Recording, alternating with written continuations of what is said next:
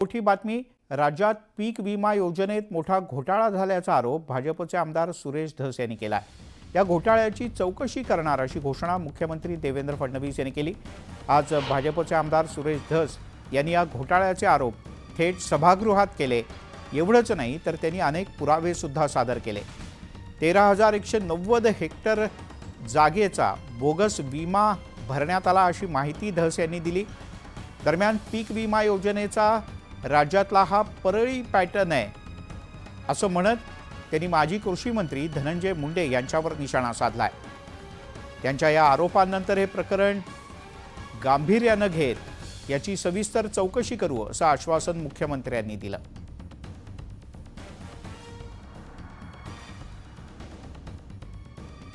दरम्यान भाजपचे आमदार सुरेश धस यांनी काय आरोप केलेत आपण पाहूया.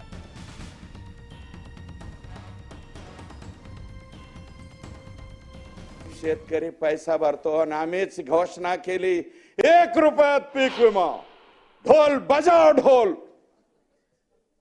डोली मारो बजाओ ढोल. 1 रुपयात विमा घ्या ढोल.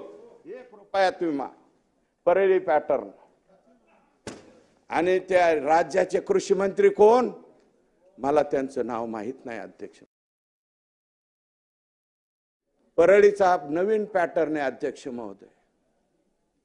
प्रधानमंत्री पीक विमा योजनेचा परळी पैटर्न, ये पैटर्न सब तरफ लागू करो ऐसी विनती मैं देश के प्रधानमंत्री जी से जाके करने वाला हूं. लवकरात लवकर वेळ घेतो मी अमित भाई शहांची आणि माननीय देशाचे प्रधानमंत्री मोदी साहेबांची. ये जो परळी का पैटर्न है, पहले सबसे पहले गुजरात को लगाओ. जिल्हा स्तरीय समिती अध्यक्ष महोदय, कलेक्टर त्याचे अध्यक्ष आहेत, जिल्ह्याचा कृषी अधिकारी त्याचा सचिव आहे. ज्या ज्या जिल्हास्तरीय समित्यांनी याच्यामध्ये दिरंगाई दाखवली असेल, अध्यक्ष महोदय मुख्यमंत्र्यांना मी विनंती करतो, माननीय मुख्यमंत्र्यांच्या सगळ्यात जवळचे मंत्री इथं बसलेले आहेत अध्यक्ष महोदय, बरं का, एका इथं पुढच्या बाकावरती बसलेले आहेत. त्यांना माझी विनंती अध्यक्ष महोदय, याच्यावरती कारवाई झाली पाहिजे. जिल्हास्तरीय समित्यांनी जर गुन्हे दाखल केले नसतील तर त्यांच्यावरच गुन्हा दाखल झाला पाहिजे. हा जो काही त्यांनी मुद्दा मांडलेला आहे हा फार गंभीर आहे.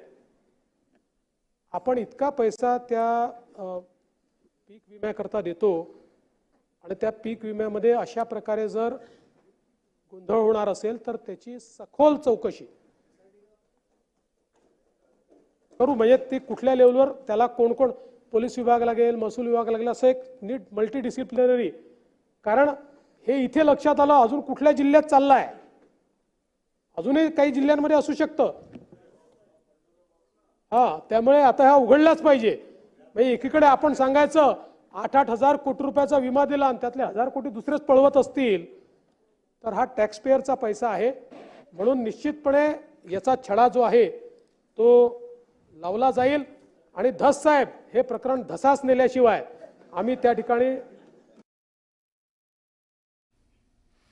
तिकडे शिंदे सरकारच्या काळात एक राज्य एक गणवेश हा कार्यक्रम राबवण्यात येत होता, तो आता बंद करण्यात आला आहे. यावरून शिवसेना ठाकरे गटाचे आमदार आदित्य ठाकरे यांनी माजी शालेय शिक्षण मंत्री दीपक केसरकर यांच्यावर निशाणा साधला. सरकारनं हा निर्णय का मागे घेतला, आता त्या मंत्र्यांची चौकशी होणार का, असा प्रश्न आदित्य ठाकरे यांनी केला. दीपक केसरकर यांनी शालेय विद्यार्थ्यांचा गणवेश देखील सोडला नाही, त्यात देखील मलई खाण्याचा प्रयत्न केला असा आरोप आदित्य ठाकरे यांनी केलाय. याबद्दल विचारलं असता माजी मंत्री दीपक केसरकर यांनी जोरदार उत्तर दिलंय. गणवेशाचं कंत्राट 138 कोटी रुपयांचं होतं, ते 11 कोटींनी कमी करण्यात आल्याचं त्यांनी सांगितलं. आदित्य ठाकरे यांच्यावर माझे खूप उपकार असून निदान माझ्यावर तरी त्यांनी आरोप करायला नको होते असं केसरकर यांनी म्हटलंय.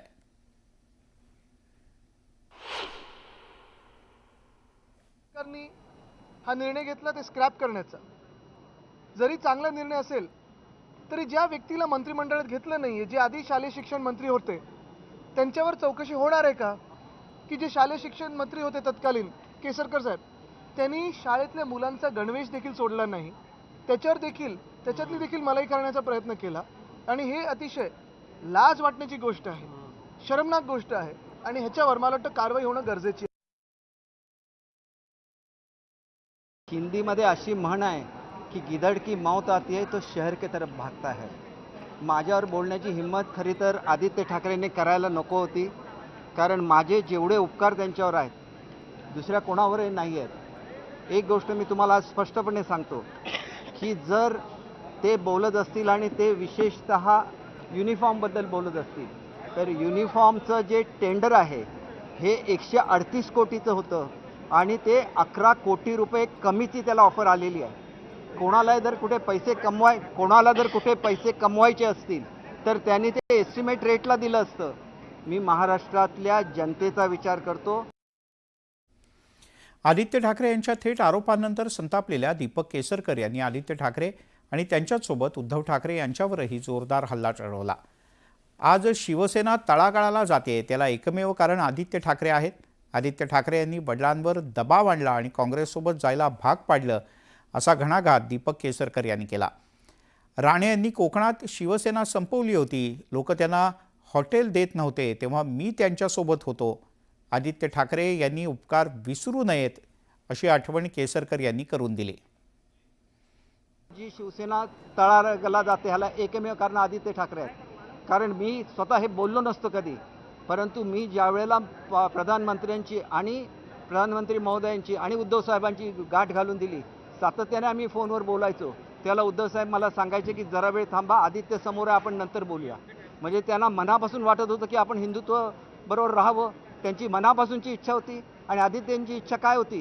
काँग्रेसबरोबर जाण्याची. आपल्या आजोबांनी काँग्रेसला त्यांची जागा दाखवली, त्यांचं तुम्ही एवढा कमीपणा केला. तुम्हाला सिंधुदुर्ग जिल्ह्यामध्ये कोण पेट्रोल देत नव्हतं, राहायला जागा देत नव्हती, हॉटेलमध्ये जागा मिळत नव्हती. अशा परिस्थितीमध्ये मी तो लढा दिला होता. सगळे उपकार विसरला. मला मंत्री करून तुम्ही माझ्यावर उपकार नाही केले. मी कधी मंत्रिपदाच्या मागे धावत नसतो. आता सुद्धा मी मंत्री झालो नाही. मी सांगितलं की देव चांगल्यासाठी करत असतो. कोणाबद्दल बोलताय? ज्या लोकांनी तुमच्यावर उपकार केले, ज्याला हे घडलं महाराष्ट्रामध्ये, तुम्ही काँग्रेसबरोबर गेला, त्याला पंतप्रधान महोदयांची भेट मी तुमची घडवून आणलेली आहे. तुम्हाला भेटायला सुद्धा ते तयार नव्हते. सगळे उपकार विसरला.